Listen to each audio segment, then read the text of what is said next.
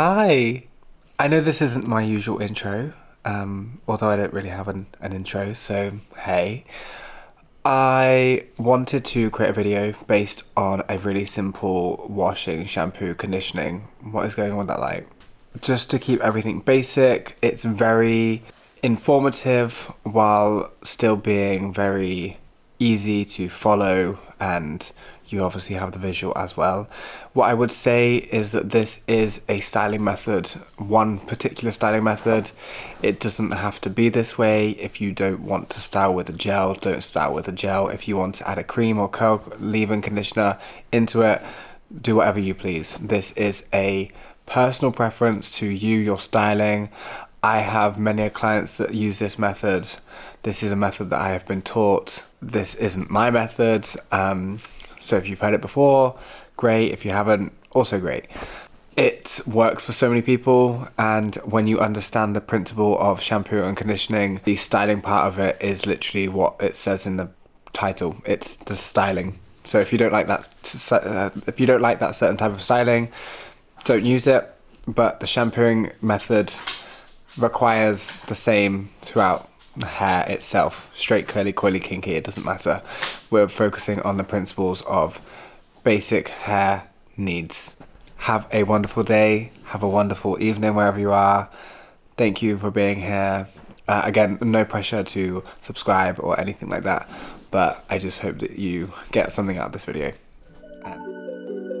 You don't care what you're doing to me. I've been down in the ruin. So the first thing I always do whenever I'm doing any type of hair is I look at the density, the structure of the strands, and overall the health of the hair on the head. This is really vital to make sure that we prioritize whatever we need to do on the day of the appointment. Obviously, when you're doing your hair at home, you don't need to do this every time. You just need to do this once, and then you can start working forward with your hair. Now we've done that, we need to start prepping the hair to get shampooed and conditioned. We are going to go over to the shower, obviously IG basin for me. We are going to make the hair as wet as possible. This can take between 30 to 4 minutes. Now, ideally you want to get the hair as wet as possible before you start doing anything. That way your product and your shampoo is going to lather a little bit easier. It's also going to go through the hair a little bit easier as well. What I find so fascinating is the beading of water on tighter curls. This is so magical to me. I just feel like it is something that power is just magical. Okay, I'm going in with Fibre Clinique's purifying shampoo. Now this is in salon only. However, if you were doing this at home, you can use some form of chelating or detoxing shampoo.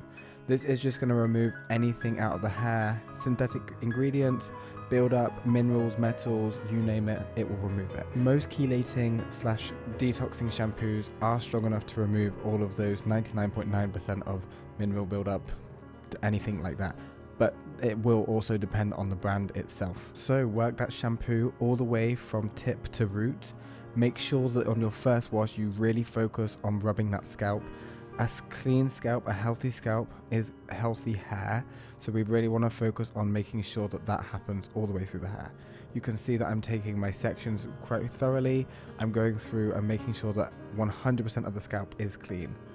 Once we have done that, we are going to go in and take sections of the hair, and this is the most important part because it's going to allow water into the hair. This is where it all starts. So take sections and make sure you take them thoroughly as well. Don't just split your hair into 4.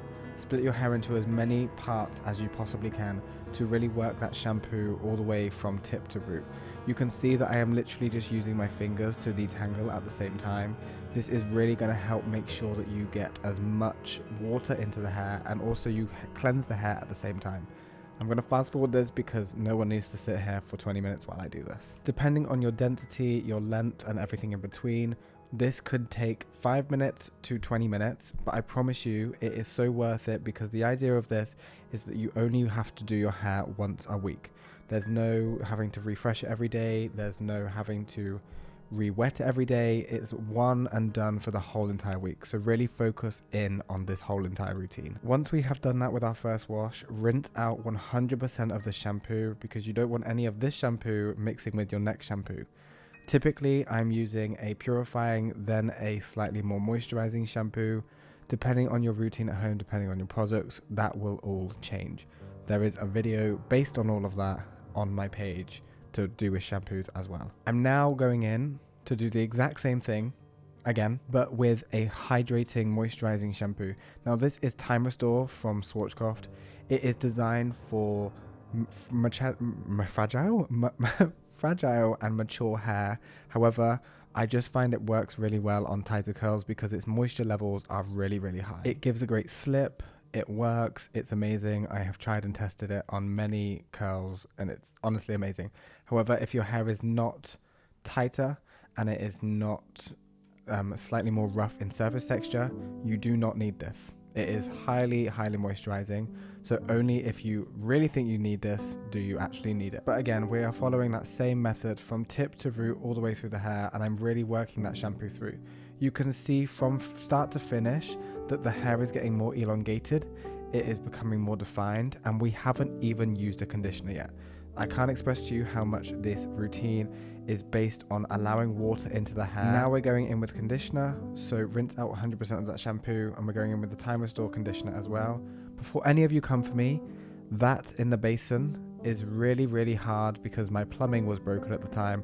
So don't come for the bubbles because they didn't go down for a really long time. I'm just saying out loud before anyone comes for me. Then, just like the shampoo conditioner, we're going to go from tip to root all the way through the hair.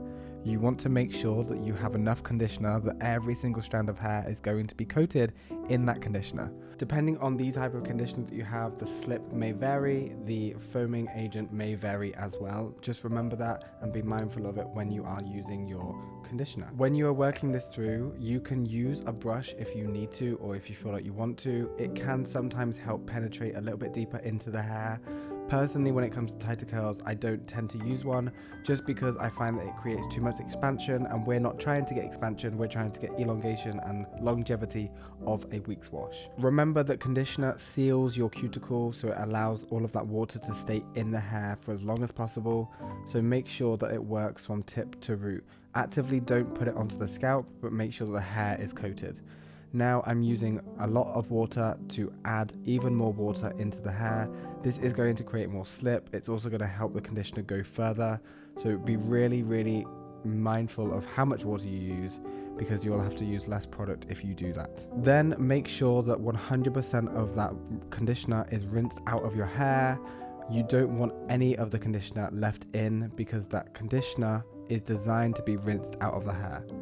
Depending on your styling preference, you can add in a leave-in conditioner if you want, a cream. I personally don't, because I'm going for longevity of a wash and go or a curly hair set. But if you want to, who am I to tell you anything? We are now going in with I Create Hold. I Create Hold from Innocence is one of the best gels on the market. If you do not use enough water, it will start to dry your hair out in that wash. If you don't use enough water, it won't be slippy. I'm using 5 pumps of gel for the whole entire head of hair. As you can see, we have a lot of density, so I want to make sure that we use enough product to really coat the hair completely. Again, starting from tip all the way to roots, you want to make sure that every single strand of hair is covered. Make sure that you're working it through. I don't personally use sections because I find that I can just do this by grabbing the hair, squeezing it through, using my fingers, and that is fine. If you want to apply it in sections, just use a little bit less product. Take your time with making sure that it is even, because that is going to set you up for a really great wash and style every single time. You can get consistent results with your hair if you are consistent with how you shampoo, condition, and style. Now, my secret is so much water. Innocence is about 80% product, 20% water. Most products on market are 80% water, 20% product. So as soon as you add water, this becomes so much more slippy. it starts to foam, it starts to work through the hair so much more, and it actually draws in more water into the hair, given that it's a humectant gel, so it's going to draw water in versus sitting on the hair. I would also just like to say that if you're doing this on yourself, it's easier to divide your hair into two, so split right down the middle all the way to the back and do it in two ponytails down the front of your hair. That way you can just pull on that downwards, because if you try and do this like this, it's going to be really hard in your shoulders. Then we're going in with our vertical styling. I have a video based on vertical styling, so if you want to go into that in a little bit more detail, then obviously be my guest. If you don't, then here is a little example of what vertical styling looks like.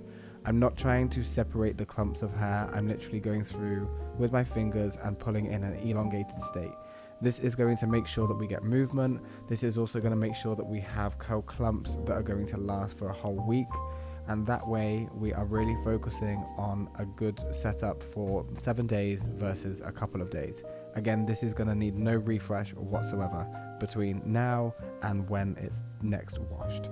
You can see that there is a slight white fill to the hair. That is literally just gel. This isn't going to dry with a white cast on it. It's not going to break off. It will literally just dry up. That's how In Essence works. If you don't use enough water, it will flake and it will feel dry.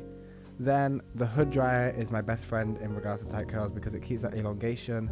And then I'm just going in with our haircut. This part is completely irrelevant to this whole entire styling process, but I just wanted to put it in here to show you that we added a haircut as well. And before any of you come for me, we wear the hair 100% curly all the time, so sitting in its natural state is perfectly fine for us to cut it. Yeah. And then typically we don't shake it out. I don't play with it. I leave it in its cast, because that way for 7 days it is going to be starting to expand and naturally cast out. Here are the final results. Thank you for watching, and I love you so much. My head above the water. Finally I can breathe again. Lost in the waves I wander, but in your eyes I see no pain.